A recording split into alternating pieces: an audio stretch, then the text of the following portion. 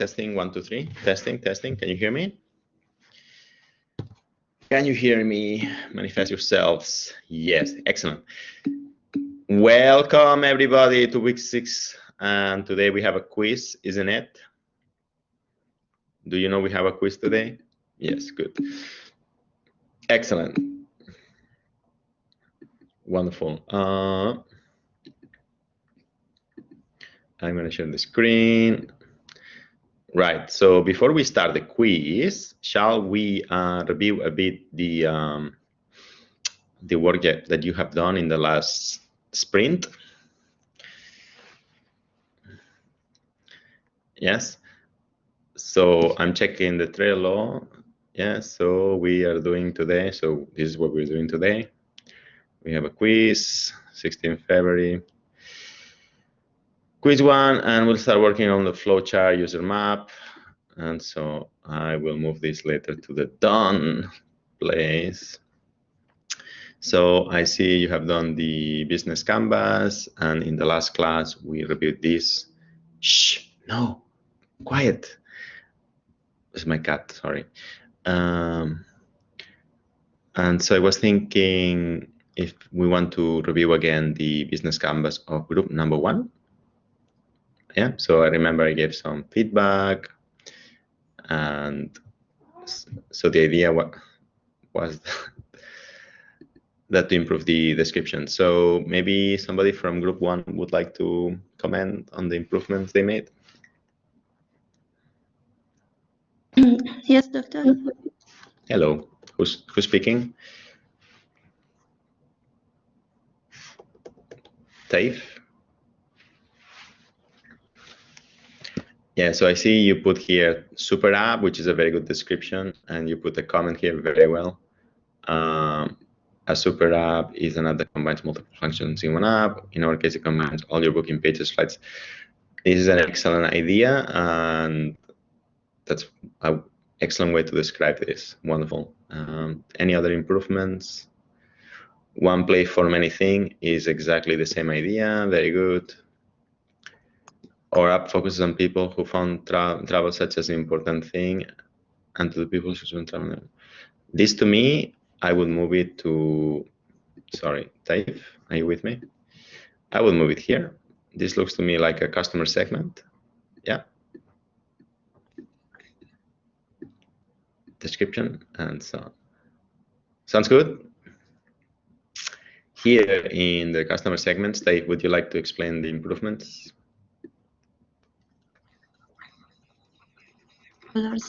We have them now as luxury travelers and business, and then lower class. What do you mean lower class? You know, I forgot what we call them. Not business and not the first class, the third class. Yeah, economy. Thank you, Mita. Okay, good. So before we go into this again, did I show you this adoption curve? Have you seen this before? No. So in the adoption, no, nobody? So the adoption curve is that when you launch a product like an iPhone, my grandma is not going to buy it first, right? Who will buy this new product first? It's usually young people, yeah? And it's a special group of people in the society. It's not our parents. It's usually young people who like technology, isn't it? And so if you make a chart of the amount of people that would buy the product first, and you put the people that buy it first here, and it's a small quantity, we call these people the innovators. Then you have what we call the early adopters. And so there's this phenomenon where people will not use a product unless they see other people using it. And so different people will have a different threshold as to how many people they need to be using a product before they feel comfortable using it. Yeah. So in the case of an iPhone, the first people that bought the iPhone didn't care if nobody else was using it. So this was a person that would be placed here. Whereas my papa would only buy an iPhone after all his friends have an iPhone. So he would be placed here. Hey, no, shh, cut, go. And so on. And then there's like my grandma that would never buy an iPhone, even if you force her to buy it, because he's happy with his old phone. Yes. So this is the adoption curve. When you launch a new product, like in your case, you want to find out who are going to be your fans. Yes. And so this is very important that you think about in terms of adoption curve. Another thing, Taif, I want to tell you from my experience as an entrepreneur, is that super luxury apps, super apps, have never worked anywhere in the world. Okay. So high-end super apps do not work. Many people have tried that. I never seen it working. Yes, but that's just a small thing. Good. So here it's good that you have decided, oh, there's big business travelers, very good. There's famous people, and so on, and so on. This and this kind of look alike. Yes.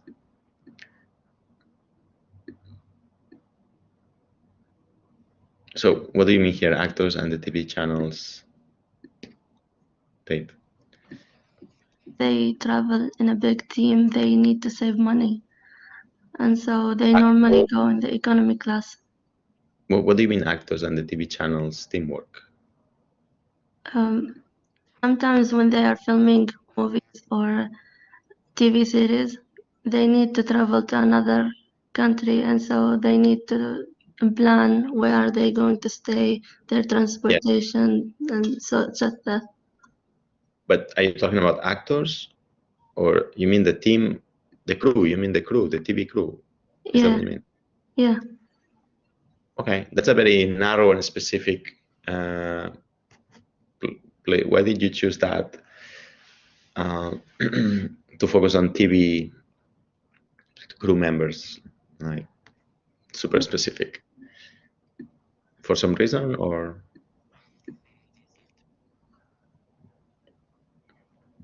Because you could say this about any other business travel, right? So this looks to me like a subset of this, which is good that you say, look, there's a lot of business travel, but we will start focusing on TV. Okay, perfect. That's very good, actually. Yes, but you have to say that or justify it a bit, like, yeah, because there's a better fit, whatever it is. Yeah, good, excellent. Channels, App Store, blah blah, very good. Here, customer relationships. So maybe you need to develop the product a bit more to think about what kind of relationships are important. Key activity is the same, but it's good that you start brainstorming, and key partners, very good. Yeah. And key resources, software engineers. Okay, that's unexpected. Okay, good. Interesting. Good. Cost structure, very good. And revenue streams, did you add something here? SaaS, subscription, one time. Good. Yeah. These are possible business models. Very good. Any comments on this business model? Taif, would you say that after doing the business model, you have a better idea how to make this app? Just a little bit. I get a little bit confused now. I don't know. About what? Like I can't see a direct relationship between this and the app itself. Maybe when we start working on it, actually, everything will still get to be more clear.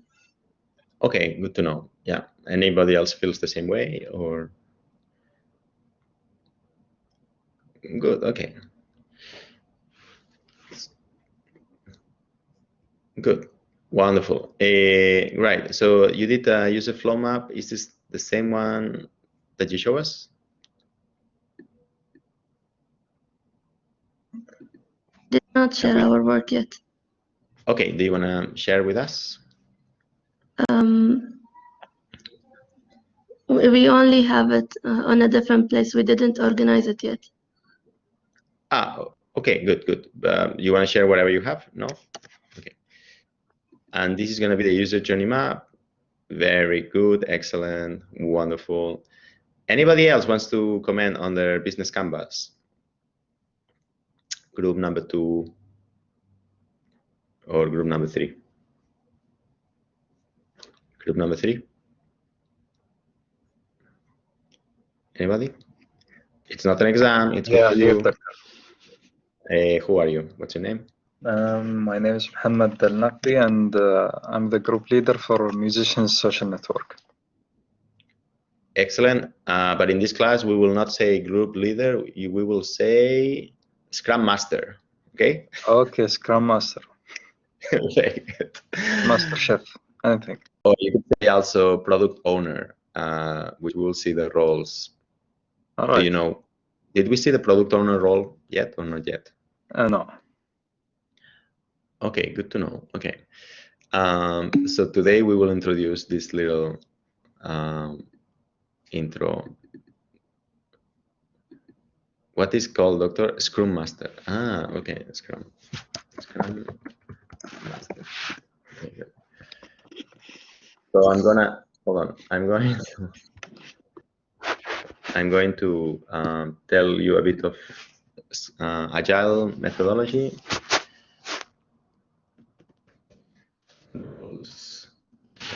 So we did not see the roles in Agile yet. No, we didn't talk about it because I thought we saw something about. Right. So in Agile, before you start, there are roles in the team, right? So there's a guy called the Scrum Master, and the Scrum Master is the person who organizes the work. Do you remember in design thinking, like the facilitator? So in Agile, all the person that manages the Trello board, yeah, that sets up the Trello board, that sets up the schedule, that facilitates the process, that's called the Scrum Master. And then you have a guy called the Product Owner. And the Product Owner is a person that interacts between the customer. So imagine you're building this music social network for some company like Majid Al Futtaim. They came to you and said, we want to build this. You don't let the customer talk to your developers directly, okay? Because that creates a lot of problems. Like, developers are not trained to talk with the customer directly. The customer is not trained to talk to developers directly. Usually the customer is like a little kid. He wants everything, but he's not aware of the costs, and so on. So you cannot have a meeting with the customer and the developers in the same, because it's a disaster. And because of that, in Agile, we nominate one person in the team called the Product Owner.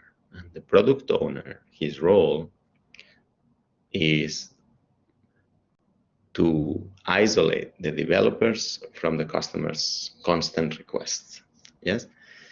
And so when the customer wants something, he meets with this guy, the Product Owner, and the customer says, I want this, I want this, I want this, I want this, I want this. And the Product Owner says, okay, but we have 2 weeks of time, and so what do you want to do in this 2 weeks time? We have to choose one thing. We cannot do everything. And that's the role of the Product Owner. And then the Product Owner goes back to the team, and the Product Owner job is to be the voice of the customer to the developers. So the Product Owner will defend or represent the point of view of the customer. Yes. So sometimes imagine you're a group of 4 or 5 developers, and it's easy for them to forget the point of view of the customer, like that the customer wants this and this, because developers, for example, maybe they don't have the background of the customer, or they don't have empathy for the customer. They're just trying to code and do their thing. So it's easy for them to forget about what the customer really, really wants. So the product owner's job is to represent, to be the voice of the customer in the meetings. Sounds good? So this is one of the two Agile roles, Scrum Master and Product Owner. And the third role is the normal role, developer, UX designer, and so on. Does that make sense to you guys?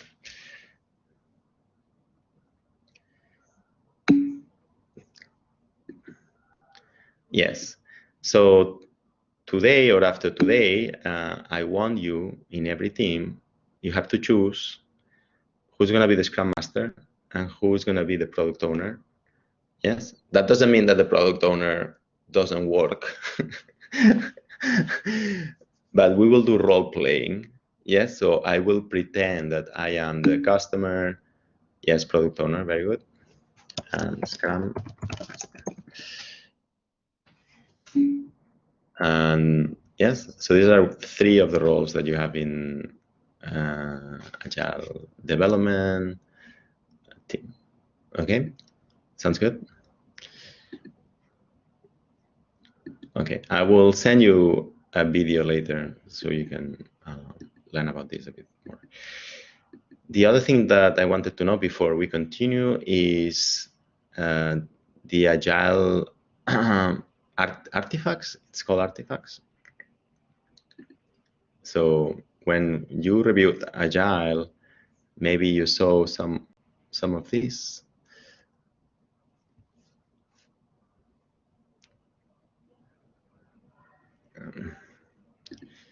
So you have roles, you have artifacts, and you have ceremonies. Yes. So the roles, you saw them: Scrum Master, Product Owner, and Developer. You have artifacts. Artifacts are the Kanban board. Yeah, you saw that. I've been showing it to you a few. So from now on, each of you, each team, the Scrum Master must set up a Kanban board. Yeah.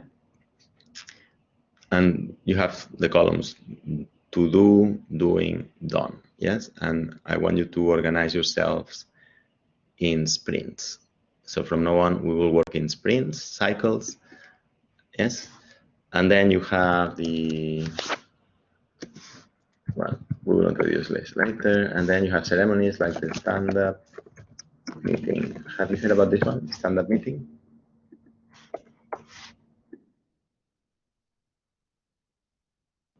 Yes, no? Have you heard about this stand-up meeting? Yes, correct, face-to-face. So every day, very good. Yeah, we saw this in some video, yes? So what is the stand-up meeting? So I tell you what was happening before Agile. So before Agile, you would have a meeting, everybody was sitting in a comfortable chair, and the meeting would go on for 1 hour, or 30 minutes, or whatever, a long time. 1 hour is a lot of time. And Agile said, this is unacceptable because when we're in the meeting, we're not, so this is not good. So they decided that if you have a meeting where everybody's standing up, the meetings become shorter, and this is true actually. And so they said that all the meetings in Agile must be standing up, especially the daily meetings. These daily meetings are basically something like a 5 minutes where everybody in the team explains what they're doing to the rest of the team, so everybody's on the same page. But you don't want this to take 1 hour of your day. You want it to take like as little as possible, 5 minutes or 3 minutes. And they realized that when everybody's standing, these meetings may become shorter. So they decided to call it a stand-up meeting, and it's practiced all over the world now, and so on. The other ceremony that we have in Agile is called well, no, we will see. It's enough. We'll see it in retrospective, and we will see it later on. Not yet. Sprint. There is a sprint plan. So we said there's this thing called time boxing, that we want to organize our job in sprints. Yes. And sprint means dev means developer. Sprint means that you have a standard meeting or a meeting to plan for the sprint, maybe a different, not a standard meeting, a different meeting, and you decide what the team is going to work, in the next 2 weeks. And it can only be one or two things. And they do this as opposed to working in parallel in many things, because if you start many things in parallel and you are the same people, it's not very efficient. So they decided, instead of starting 10 tasks at the same time and finish after 1 year, they said, let's focus on one task, finish it in 2 weeks, and then do another task, finish it, and so on. This is called time boxing. Yes. So if you remember Lean UX and MVP, it's all about time. And it's not about having the perfect thing. It's about what is the best thing you can do in 2 weeks' time or 3 weeks' time. And so this way of working is called sprints, and it works very well. So you plan for the sprint, you agree on what to do these 2 weeks, and then at the end of the 2 weeks, there is a demo where you show what you built in 2 weeks. And this comes from design thinking as well. So it creates this setting deadlines, it motivates people, and it helps them to not waste time. Does that make sense to you? It's like when I give you a deadline for the exam, right? So if I give you a deadline in 1 year, what's going to happen? Do you think that students study the whole year for an exam that is 1 year ahead? No, they don't. So this is the same, okay? Good. Questions? Right. So now that we have introduced these three things, roles, artifacts, and ceremonies, for the next session, so I want you to decide who's the Scrum Master in your team, who will be the product owner, and who will be the developers. And these are like simulations. Doesn't mean that the Scrum Master doesn't do anything and the product owner doesn't do anything. It's just that we'll do a small role play theater, and then you will set up the first artifact of which means you set up a Trello board where you will organize the sprints. Yeah. Okay. Sounds good. The developers, they develop the product. They could be coders, UX designers. So that means developers, UX designers, product architects, information architects, front-end engineers, and so on. So dev is just a standard term. Okay. What the dev do? They code the app. Code. Questions? Okay, good. So let's go back to, so thank you for the interruption. And group 3, yes. Now, yes. Doctor. So you are the Scrum Master, yeah? Yes. Good. So any comments on your business canvas? I don't know if they're clear for anybody else, but for me it is clear. I might have missed like a few things here and there. Tell me the value proposition. All right, so the value propositions for we have two types of customers. It's not like customers, but users. We have musicians and event and investors actually, who are willing to find players, or they have studio or somewhat. So it's mainly two types. So for musicians, it's a great platform to let them know musicians around or anywhere around the world. and to have better opportunities and connections. And for investors, it's the same. Excellent. That's amazing. That's really good. To me, these two, I think they belong here. Yes. Oh, really? And well, that's my opinion. And here I would say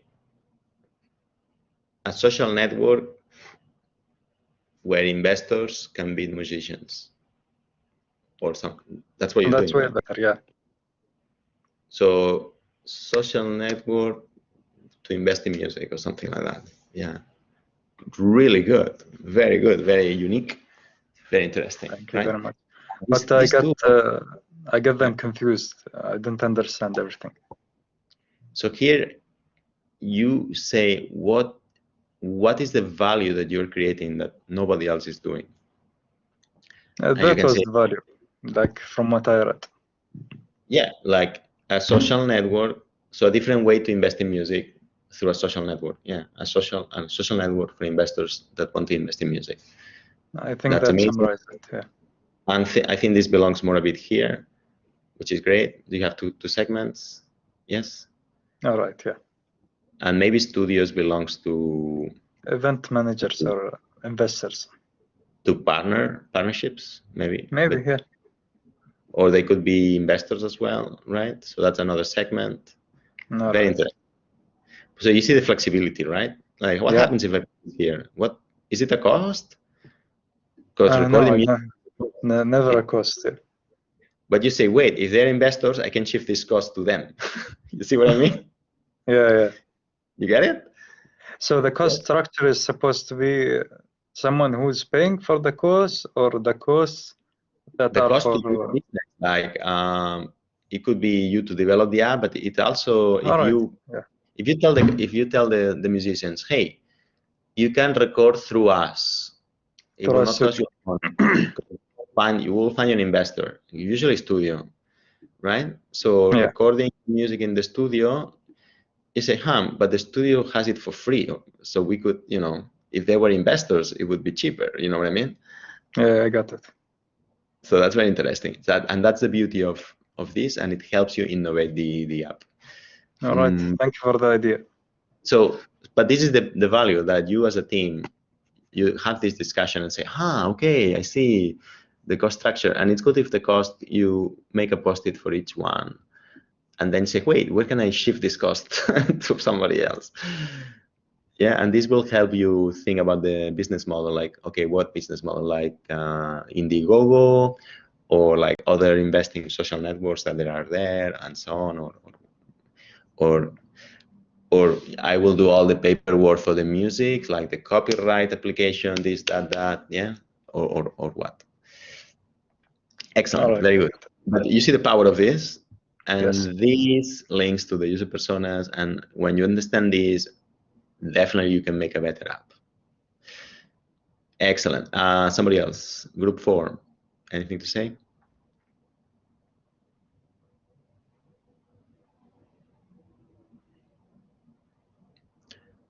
Group 5, comments? Yes, Mr. Okay. Yes, group 5. What's going on? Who's talking? Muna. Muna, okay, go on. I explained, Mr., about the biz canvas. Yes, if you like. Yes.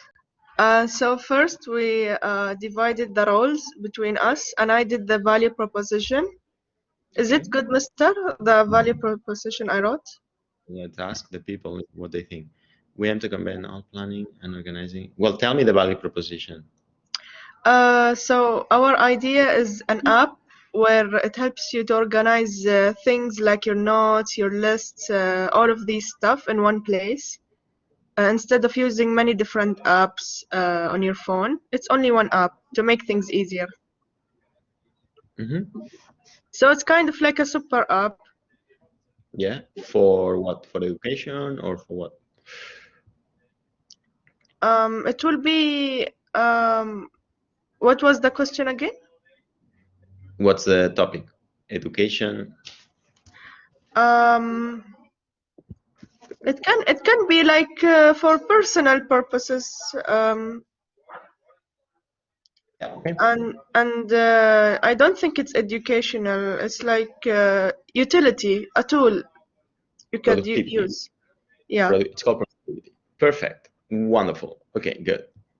So customer segments, very good. Very good storytelling here. Can you be more specific? So Gen Z, maybe inside Gen Z, you have people that like computers, people that don't like computers. So if you can go a bit deeper, right? Oh, people that use iPhone and already have Evernote, for example. Yeah. So that Okay. you can Okay, link it to really you. specific. You can link it to your user persona. What is your user persona? It's there, up here. This one? Here. So yeah, very good. So tell me, well, maybe it's the user persona. Core need, frustration. Yeah, so that's very good. Okay. So people that doesn't like to handwrite notes, doesn't like, so privacy, maybe he's worried about privacy. Very good, very good. Okay, yeah. And good. So this woman is a student. Okay, very good. Oh, personality type. Nice. Myers-Briggs score. Very good. Excellent. Good, good. Great. So, but tell me a bit of a story, like millennials who use Evernote and I don't know. You know what I mean? So I can picture it a bit more. Okay, so we will work on this segment. Right. Because millennials it's a lot of people.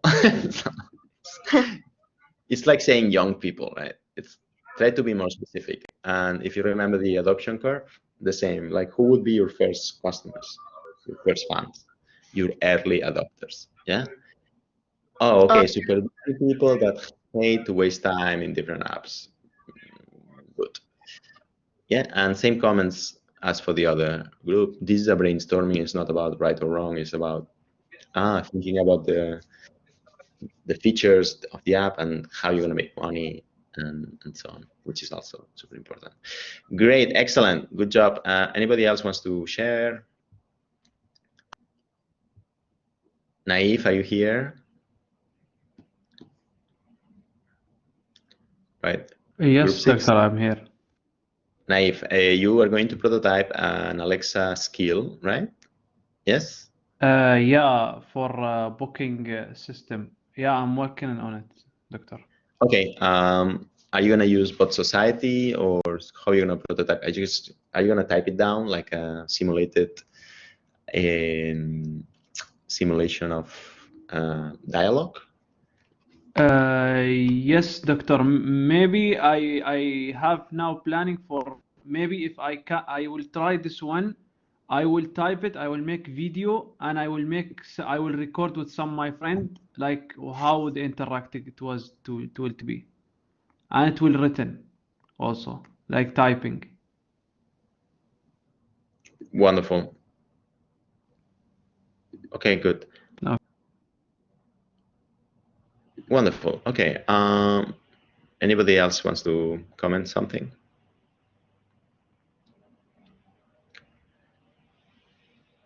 Great, excellent. So more or less that's it. Okay, so things to do for the next class, yeah, is for every group. So what we were talking here. So decide the roles in the team. Set up a Kanban board. Yes. And then do your first sprint planning, which this will come later. But basically what we will do now is you will organize yourself in cycles of work. We call this a sprint. So it's going to be like a simulation where I will let you work on your app. We will work for 2 or 3 sessions, which we will call a sprint. Yeah. And so your job now will be to do your first MVP. I guess that would be the first step. right? To test if your idea would be useful, right? So I think that would be a good your first sprint. So your first sprint would be about building a first MVP prototype. You have your user flow. Some of you're building it, and so to build your first MVP, you can use Figma or something. Then you can show it to people, yes, and then you can check gather information and tell me the user journey. Does that make sense to you? Yes. Right. So I'm gonna put here the tasks checklist. So each group set up Kanban board, define roles, plan your first sprint. It should include to build an MVP and test it. Yeah. So this will be for the next class. Yes. Sounds good. This is my own Kanban board, so don't get confused. Questions? Are you excited? Right. Some of you already did some user journey. So this is more than a user journey. This is a user flow. So this is what we would call a paper prototype, right? So this is for group number 5. Anybody from group number 5? Yes, Mr. Okay, perfect. So this is a very good user flow where I can quickly see how the app works, right? It's a very good brainstorming. Your app is about what? The organizer app. Right. So perfect. So you have a start, you have an account on app. Very good. So I can see more or less the structure of the app. This is very good. This is a very good primary user flow. So in the next sprint, what I want an MVP, right? So imagine I'm your customer and you say, I want an MVP to test the idea. So we could use Figma to build a first MVP, and then we will show it to people to see the reaction, and then you will come back to class, and then you will explain to us what is the result of the MVP. Does that make sense to you?